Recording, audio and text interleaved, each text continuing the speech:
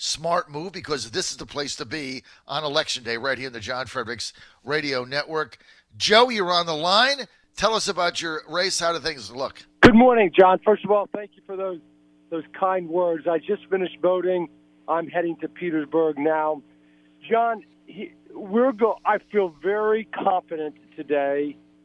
I don't want to jinx things, but I feel very good today. But you hit the nail on the head when you said that it is, I think, and I say this with great humility, a transformational election because I am running as a proud Democrat, but you're right. Without the Democratic elite support, 3 Democratic governors, McAuliffe, Kane, and Northam, campaigned against me. But the endorsements that I did get, guess what, John? They're from the 4 local female mayors. 4 local female mayors from Petersburg and Hopewell. Plus, it's the people. We have gotten away from that, John. And that's why I've been so critical of the Democratic Party throughout my campaign. They are the party. They anoint, they appoint, they tell the flock, the sheep, this is what you'll do. And people don't like that. There's another thing. I'm a very proud Democrat, but I don't think there's anything inconsistent with believing in the sanctity of life and being a proud Democrat. Well, let me repeat that. You can revere life, but also be a proud Democrat. And so some of the issues that I've stood for have just completely shaken the Democratic establishment. But guess what? Watch the poll results. I campaigned for 139 out of 141 days, 4 hours every night, Monday through Friday. The citizens of the 16th district got behind me and galvanized this race.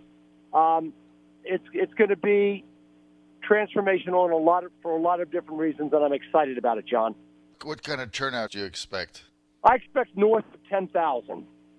The last primary in the 16th Senate District, Roz Dance and Joe Preston, Senate primary, 8,000 people. I'm expecting more people to come out in this race, north of 10,000. Well, what does a bigger turnout do for you? Does it help you or hurt you? I think it helps. Oh, yeah. We want the big turnout. See, for years, Roz Dance has controlled things by keeping the vote low. I want everybody out there that's got blood coursing through their veins to vote. Everybody. And we have run this campaign on bringing as many people into this election as possible. And let me tell you something, John.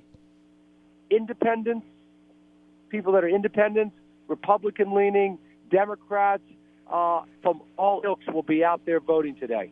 Well, I tell you what, it is going to be an exciting election, Joe, and it is transformational. I know you've worked your tail off, but if you win this race, and I think you are, I'm predicting victory, and I think it's going to be a significant victory. It really is a wake-up call to both parties, Democrats and Republicans, that it's back to the people. And we've gotten away from that, and you've proven that you're going to be able to do that because you've been outspent. I know you put some money in it, but you've been outspent. You've been outraised, and you're up against all the special interests. I mean, you're running a campaign, Joe, against every special interest imaginable, and because you're beholden to no one, and that's going to be the beauty of this win. Oh, thank you for saying that. You don't know how liberating the feeling is to be able to go to Richmond and not have a pocket full of IOUs that you have to redeem. It is. You get to just vote for the legislation that you think is best for Virginians. I'm not going there as a Democrat. I'm going there as a Virginian to make life better for Virginians in the 16th. And it's a great feeling, John. It really is. It's freeing and it's empowering. You're non-encumbered. You're non-beholden. And we're going to look forward to it. And, it's just I got to tell you the other thing. I look forward to you winning, and I look forward to an unprecedented level of transparency in the Virginia legislature. Because, Joe, if you win this race, you've also got a radio show. You got a daily platform with a huge growing audience. And I know what you're going to do on that show. Because I know you well enough. We're good friends and all that, but I know you well enough. You will tell your listeners on a daily basis there everything that goes on, the good, the bad, and the ugly, all the nonsense. Now, obviously, if there's confidential stuff, you're not going to violate that. But all the shenanigans that go on that's right out in the open that they've been trying to hide for 50 years, all that's over. If you win, you are going to shine a light on the whole thing. Am I right? You are right. But look what I've done for the last 5 months. Think about this. I am a Democrat running in a Democratic primary. They came out and criticized, I criticized Republicans, Democrats. I praised Republicans and Democrats. I simply called it the way I saw it. And people, that's why the audience grew tremendously. I've got the largest mid-morning audience, I think, in Virginia, because people, they can't believe there's a Democrat that's on the radio criticizing Mark Herring, for his hypocrisy. I was the only Democrat that came out there that said, wait a second, give Justin Fairfax due process. All right? That's I right. was the only Democrat that came out and said, are you serious? A late third trimester abortion bill? Are you serious? Folks, let's have a clarion call that this is wrong. And the people, R's and D's and independents, said, you're right, Joe. You're right. When Governor Northam said, if a baby is born with deformities, well, we'll have a discussion. Really? A discussion with what? Or with whom? About what? Okay, so, who does that? What Democrat runs in a primary and criticizes the Democratic, elitist structure? I did. No, I just no one called it the way I saw it, and people galvanized around that. Hey, can I tell you one more race that I think you might be overlooking? Yes. Because I like to talk about Joe Morrissey. Let's talk about somebody else. Okay. You said the three races to watch are in the Senate, and I don't know if you were getting to that one, but and I agree with you, but it's the Vina Lothe and Deborah Rodman case. Yes. Primary, and here's why. Two people were running for 1 year in that Democratic primary. Vina Lothe and another African-American Democrat, Marquise Johnson.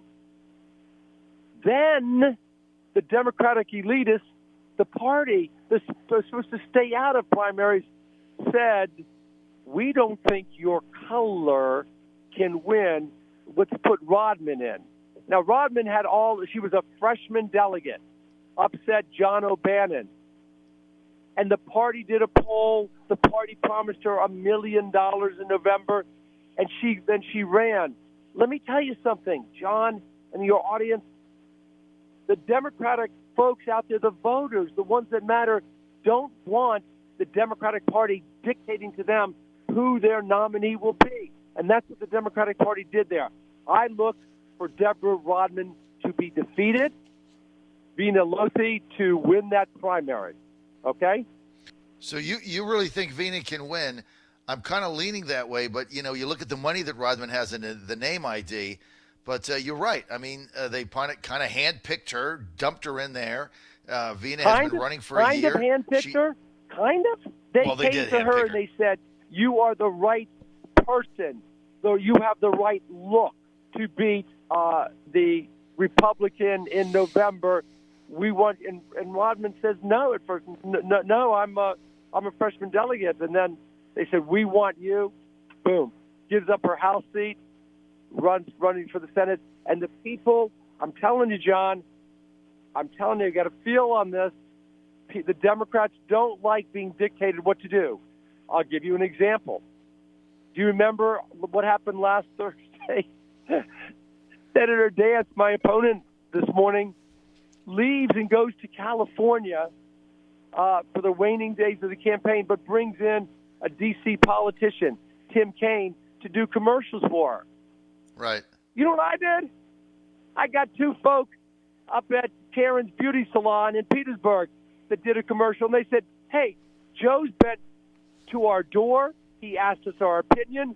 I've seen Joe twice in the last 6 months visiting my church and my door. I haven't seen Roz once in my door in 30 years. We don't want a D.C. politician came telling us how to vote. That's how we responded. So look at that race, John. Follow it.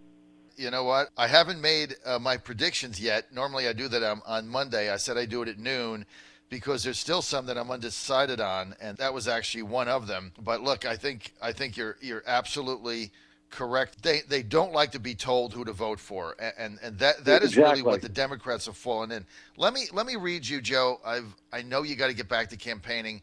Let me read you a Facebook post that I got sent to me from somebody. It said, honestly, this is about Joe Morrissey. It says, honestly, he came to my door. I challenged him by asking him about past behavior. This is Joe Morrissey. He owned up to it and said that the reason he is running is because dance takes us for granted.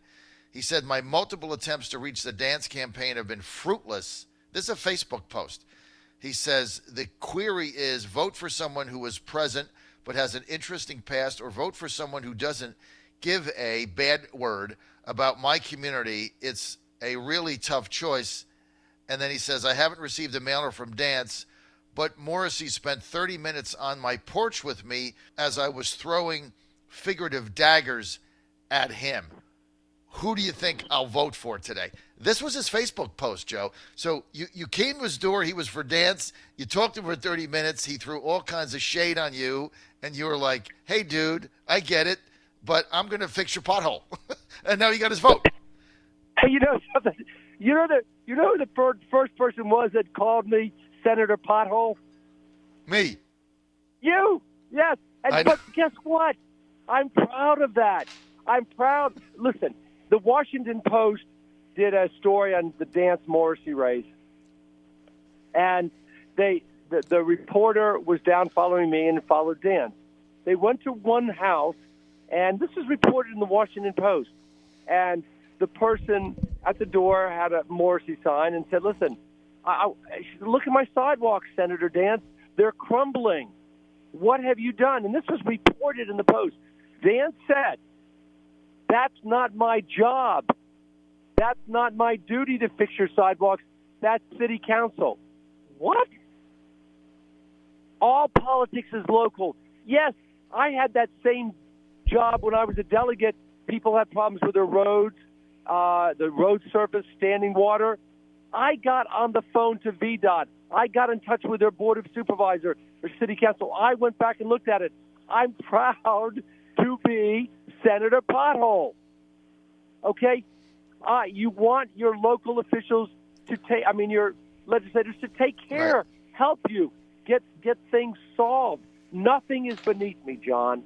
Well, that's why you're going to win. As far as my duty and service to my constituents. Joe, I got to go, and so do you. That's why you're fighting, Joe. You're going to win tonight. By the way, we're going to be live at Joe Morrissey headquarters tonight, 6 to 10, our primary election night coverage is going to be me, Mike Saxman, Mike Watson at the Plaza Mexican Restaurant on 3270 Carter Road, Petersburg. Joe, I'll see you there. I'll be right back. Bye, Stay man. with us. Have a great day.